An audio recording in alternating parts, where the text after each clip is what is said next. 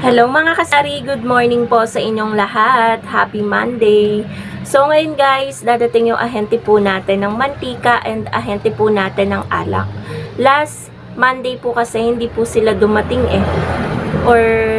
parang hindi nga sila dumating kasi na-stuck dyan yung case na dapat o-orderin ko nung Monday. So sana ngayon guys, dumating sila dahil madami dibang nag-inom kahapon, Sunday.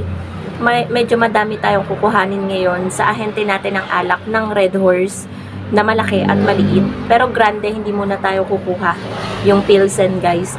So, ang kukuhanin bali natin ay 7 case kasi medyo nakaipon tayo ng pambili. And then later, pupunta din kami sa Jeans at sa Dali. Mamimili din kami ng gin bilog at 4. Doon ako bumibili guys sa Dali kasi medyo nag-price increase na sa gym. So, kung saan mura, doon tayo bibili. So, update ko na lang kayo guys kapag may dumating na doon sa mga inaantay po natin today. Merong ahente na dumating na hindi ko inaasahan. Itong ahente natin guys ng Mountain Dew. 3 case yan. 525 yung aking pinagbayaran. Bali, 175 pesos per case. Pahirapan kasing maka-order sa kanila kaya hindi ko talaga ine-expect na dadating sila ngayon. A few moments later.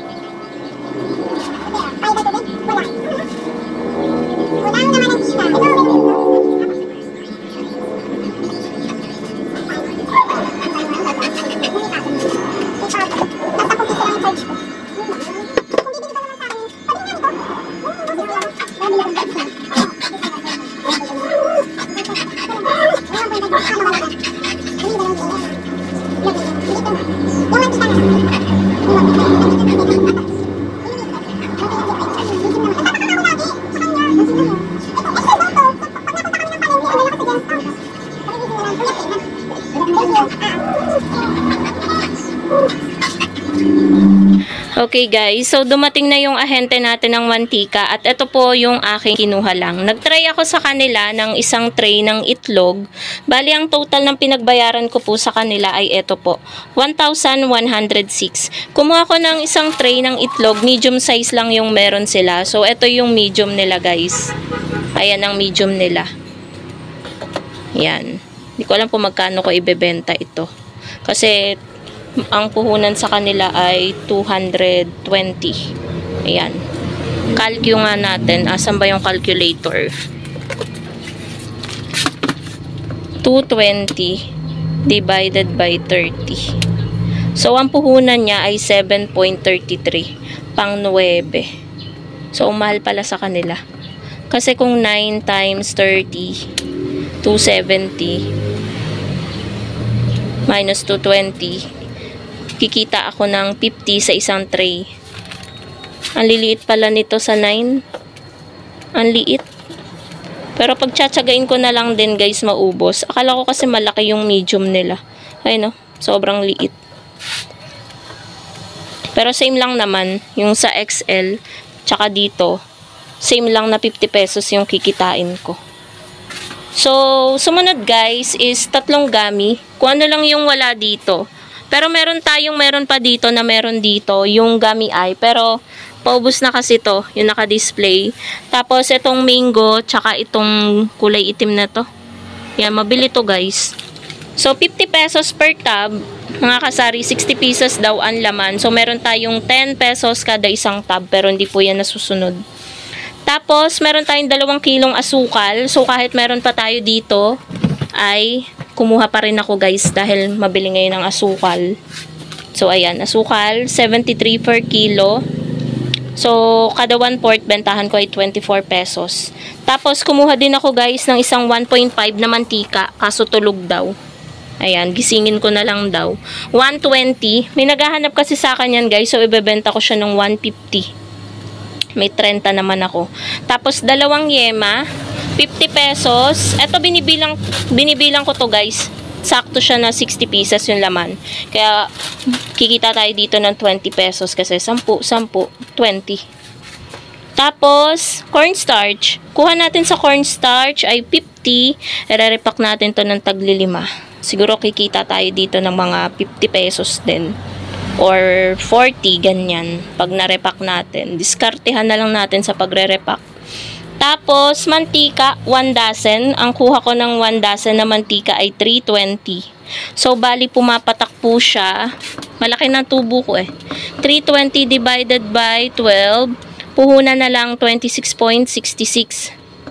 26.66 minus 35 ang bentahan ko.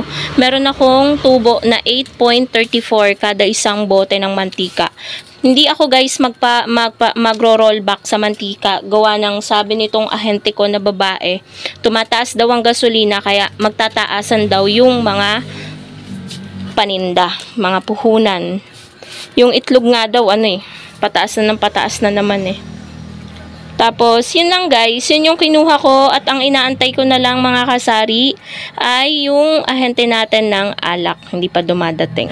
So, after dumating mga kasari nung ahente ng mantika ay niyakag ko na rin si partner na mamili kami sa gyms kasi kapag bandang 2:00 ng hapon guys, doon na bumubuhos ang malakas na ulan. So, ito yun guys, yung mga pinamili namin, ito yung dinidisplay ko dito sa video at medyo madami-dami din ako ditong dinidisplay. Ayan. Gusto ko kasi guys kapag namimili ako, yung nadidisplay ko kaagad. Kasi para yung mga baka-bakante sa mga paninda natin nakadisplay, mapunan na. Kasi ang pangit guys kapag baka-bakante yung mga nakadisplay mong paninda, hindi ka aya-ayang tingnan. So yan yung pinapanatili ko guys since nung nagtindahan ako, gusto ko yung laging mukhang puno yung aking sari-sari store. Kaya yan guys, nagdi-display na ako dyan ng Oreo dahil sobrang mabili talaga ng Oreo dito sa tindahan. And hindi ko na din pala na-haul sa inyo mga kasari itong mga napamili namin sa gyms kasi lagi ko namang na-haul sa inyo kapag nagbablog ako minsan, kapag namimili kami sa gyms kasi baka magsawa din yung mga viewers natin. So dito guys, mga condiments na yung aking dinidisplay at medyo patapos na rin ako dito guys sa pagdidisplay ng aming mga pinamili sa gym. So pagdating namin guys ay nagantay lang ako saglit, wala pa rin, hindi pa rin dumadating yung ahente po natin ng alak. So ngayong Monday, hindi ko alam guys kung dadating ba yung ahente natin kasi last week hindi na nga sila dumating. Tapos ngayong Monday kapag hindi pa rin sila dumating, baka maubusan ako ng stocks ko ng Red Horse na maliliit. Ilang peraso na lang kasi yung natitira dito, siguro mga 6 na peraso na lang. So kailangan talaga na dumating sila ngayong araw ng Monday kasi kapag hindi, 2 weeks na silang hindi rumuruta dito sa aming lugar. So, mahirap kasing mawalan guys ng fast moving na alak, lalo na ang Red Horse na maliit. Yun pa naman ang isa sa mabenta ngayon dito sa ating tindahan. Kaya, kailangan talaga nating magkaroon nun. Bali, 4 na case nga ang kukuhanin ko nung Red Horse na maliit. Kaso nga lang, hindi pa talaga dumadating yung ahente natin ngayon. By the way, mga kasari, yung halaga pala ng napamili namin sa gyms ay 1,600 pesos. So, yung points ko dito guys is na-redeem ko na last time pinambili namin ng pabango ni partner. So nag-abono na lang ako dahil yung pabango na binili namin ni partner ay 2, 99 pesos yung halaga. Sa gyms kasi mga kasari, kada araw 100 lang yung pwede mong i-redeem.